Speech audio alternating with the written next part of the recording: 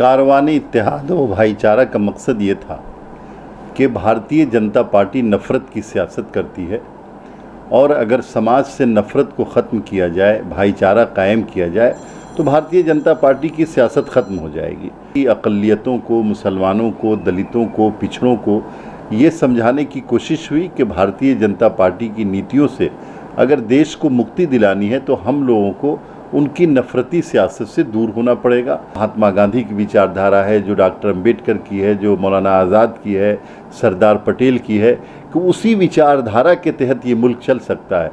ये गोडसे की विचारधारा के ज़रिए मुल्क नहीं चल सकता। कि बिहार का हर समाज भारतीय जनता पार्टी को उखाड़ फेंकने के लिए तैयार है। लोग ये महसूस कर रहे हैं कि जिनको डेमोक्रेटिक तरीके से वोट दे करके हम लोगों ने चुना, वो पार्टियां डिक्टेटर हो गई हैं। हम लोगों ने वोट इसलिए नहीं दिया था कि आप समाज में जो है ना इस तरह की नफ़रत फैलाएं, समाज में एक दूसरे को मरवाने की कोशिश करें।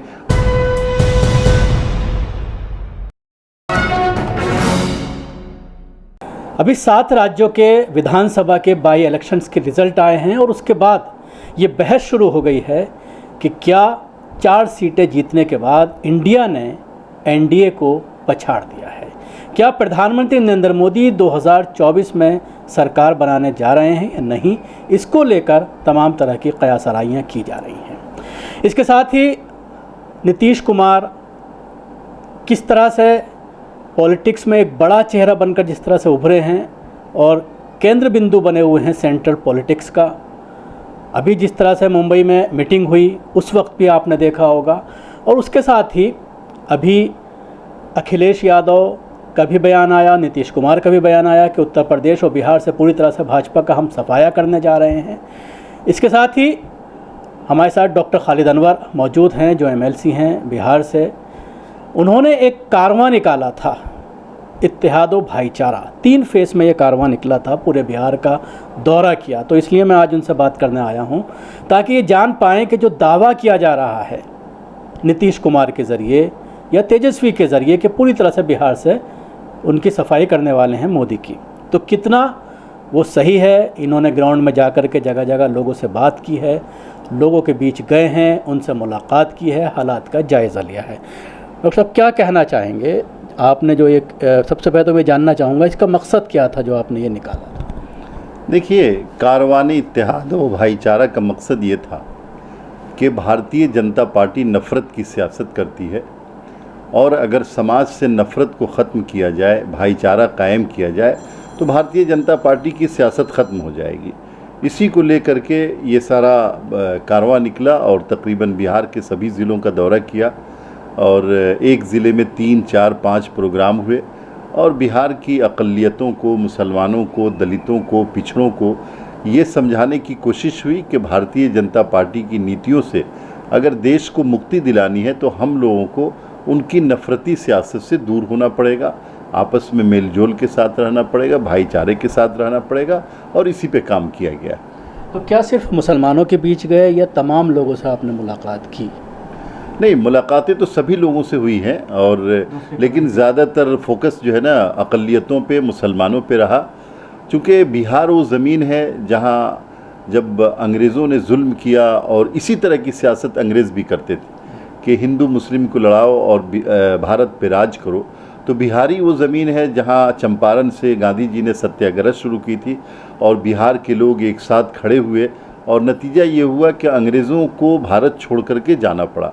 आज ज़रूरत इस बात की है कि नीतीश कुमार जी ने जो बिगुल फूंका है भारतीय जनता पार्टी के ख़िलाफ़, भारतीय जनता पार्टी जो लोकतांत्रिक मर्यादाओं का हत्या कर रही है, जिस तरह से उन लोगों ने पार्लियामेंट को हाईजैक किया है, कॉन्स्टिट्यूशन को बदलने की कोशिश हो रही है, संविधान को किसके साथ छेड़छाड़ किया जा रहा है, सुप्रीम कोर्ट को काम करने नहीं दिया जा रहा है और ख़ास तौर से ओबीसी, ईबीसी, दलितों के हुकूक मारे जा रहे हैं।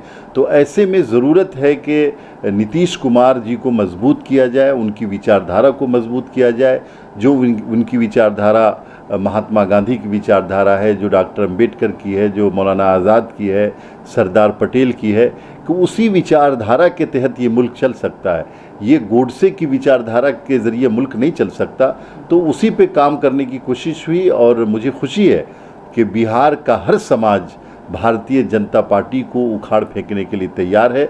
और आपको ये सुन करके हैरत होगी कि बिहार में जो 40 सीटें उसमें से कोई भी सीट भारतीय जनता पार्टी को आने नहीं जा रही है। तो आपने ग्राउंड में जा कर के लोगों से बात की है, तो किस तरह की नाराज़गी है सरकार पर, क्या कहते हैं? देखिए, असल हमारा देश लोकतांत्रिक मर्यादाओं का देश है और लोग ये महसूस कर रहे हैं कि जिनको डेमोक्रेटिक तरीके से वोट दे करके हम लोगों ने चुना, वो पार्टियां डिक्टेटर हो गई हैं और फैसले ऐसे उल्टे सीधे कर रही है जिसका पब्लिक से कोई सरोकार नहीं, जनता से कोई सरोकार नहीं है।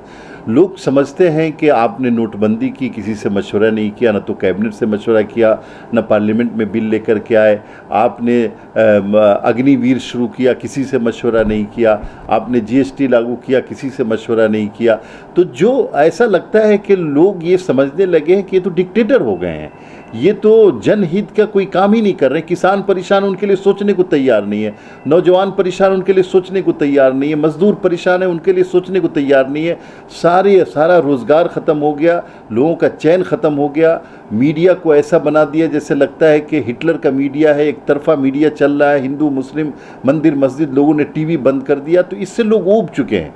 भारत की जो संस्कृति है वो भाईचारा की संस्कृति है, मेल जोल की संस्कृति है। आप हिंदू मुस्लिम मस्जिदों पे हमला करके, मंदिरों पे हमला करके, हिंदू पे हमला करके, दलित पे हमला करके, मणिपुर पे जो हालात हुए हैं, तो ये सबसे लोग जो है ना बहुत नाराज़ हैं भारतीय जनता पार्टी से कि भाई आपको विकास का काम करने के लिए हम लोगों ने वोट दिया। हम लोगों ने वोट इसलिए नहीं दिया था कि आप समाज में जो है ना इस तरह की नफ़रत फैलाएं, समाज में एक दूसरे को मरवाने की कोशिश करें और अमन को छीन ले।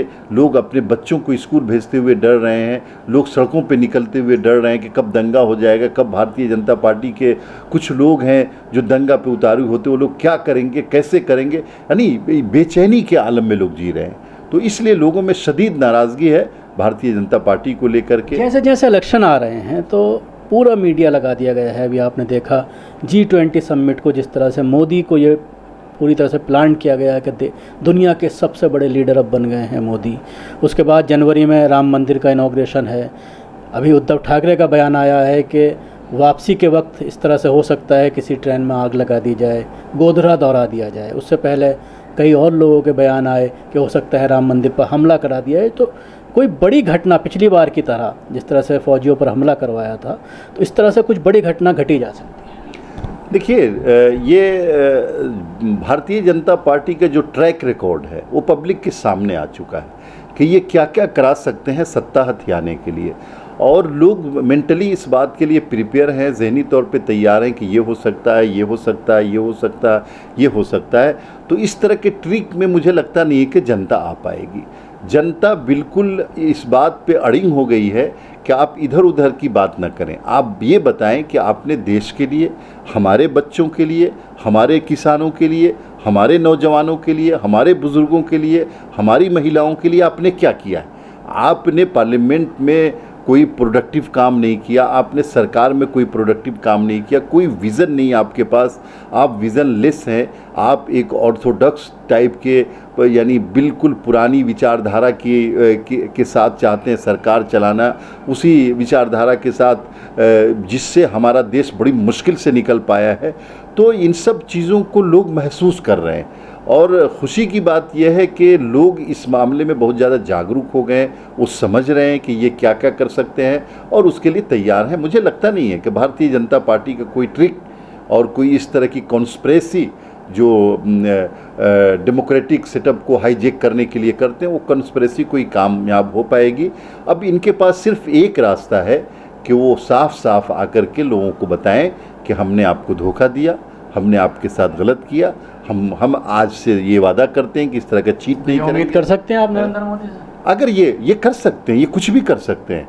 आपको पता नहीं है कि भारतीय जनता पार्टी सत्ता के लिए, अगर इनको कहा जाए कि आप कान पकड़ के उठक बैठक कीजिए, तो लाल किले पे कान पकड़ के उठक बैठक करने को तैयार है। इनको सत्ता चाहिए। ये सत्ता के भूखे लोग हैं। इनको समाज से कोई मतलब नहीं है, इनको मसाइल से कोई मतलब नहीं, समस्याओं से कोई मतलब नहीं है। और बकौले भारतीय जनता पार्टी के एक बड़े लीडर के कि ज़्यादातर इसके लोग नास्तिक लोग हैं, जिनको धर्म में कोई आस्था नहीं है, लेकिन धर्म का इस्तेमाल करते हैं। तो ये कुछ भी कर सकते हैं। इनको अगर ये लगे कि मैं फलां की गोद में बैठ जाऊंगा, मैं नाम नहीं लेना चाहता, गोद में बैठ जाऊंगा, मुझे सत्ता मिल जाएगी, तो उसकी गोद में भी बैठ सकते हैं। ये मुल्क को गिरवी रख सकते हैं, ये पूरे हिंदुस्तान को किसी के यहाँ जा कर के गिरवी रख सकते हैं। इसमें इनको कभी आर महसूस नहीं होगी। एक आखिरी सवाल करना चाहूँगा, पिछले 2-3 महीने में मुसलमानों में कहीं ना कहीं बिहार में इस तरह की घटनाएं घटी हैं, चाहे वो यात्रा के दौरान मुसलमानों के इलाकों में हमले का मामला हो, या अभी जिस तरह से एक बच्ची का स्कूल में मामला सामने आया, और इस तरह की कई घटनाएं सामने हुई, लड़कों के ऊपर गोली चलाई गई जब बिजली का विरोध हो रहा था, उसको लेकर के कहीं ना कहीं नाराज़गी है, और उस पर ये देखने में आता है कि आपके लीडर बोलते नहीं। देखिए, 2 चीज़ें समझ लीजिए, हमारे यहाँ एक्शन होता है, हम बातें बनाने वाले लोग नहीं। और बिहार में या उत्तर प्रदेश में या हरियाणा में जो घटनाएं हुई हैं, वो सभी समझ रहे हैं कि ये घटनाएं सिर्फ वोट लेने के लिए कराई जा रही हैं। और आपको ये सुन के खुशी होगी कि बिहार में बहुत कोशिश हो रही है कि दंगा करा दिया जाए। बिहार के लोग इसके लिए तैयार नहीं, यूपी से और इधर उधर से लोग बुलाए जा रहे हैं कि दंगा कराया जाए, किसी तरह माहौल को बिगाड़ा जाए। लेकिन लोग इतनी समझदारी से काम कर रहे हैं कि लाख कोशिश के बावजूद ये दंगा कराने की कोशिश कर रहे हैं, ये बम चलवाते हैं, ये आग लगवाते हैं, लेकिन लोग आपस में मिलजुल करके बैठ करके उस मसले को ख़त्म कर लेते हैं। और आपने एक चीज़ और देखा होगा कि सासाराम और बिहार शरीफ में दंगा हुआ था, यानी तकरीबन 1300 FIR वहाँ हुआ, 300 के करीब FIR सासाराम में हुआ, और भारतीय जनता पार्टी के बड़े बड़े लीडर जेल भेजे गए हैं और उनके बड़े बड़े हैंडलर जेल भेजे गए हैं। तो ये हमारी सरकार जो है ना, कार्रवाई करने में बहुत माने ठोस कार्रवाई कर रही है, और जो साजिश करता है उनको फ़ौरन पकड़ के जेल भेजाता है, चाहे कितने बड़े क्यों ना हो। और हम बातें नहीं बनाते हैं। और एक बात और आपको बताते हुए मुझे खुशी हो रही है कि देश पूरी तरह इस बात के लिए तैयार हो गया है कि हम नफ़रत को ख़त्म करेंगे, और भारतीय जनता पार्टी कितनी भी कोशिश कर ले समाज को बांटने की, हम बंटने नहीं देंगे। शुक्रिया डॉक्टर खालिद अनवर हमसे बात करने के लिए। जिस तरह से इन्होंने कहा कि बिहार में जो नफ़रत की राजनीति की जा रही है, उसको ख़त्म करने के लिए सरकार के ज़रिए हमेशा एक्शन लिया जाता है, दूसरे राज्यों की तरह नहीं है कि चेहरा देख कर के FIR हो या चेहरा देख कर एक्शन हो। दिल्ली से कैमरा पर्सन फैज़ी के साथ न्यूज़ मैक्स के लिए शकील अहमद।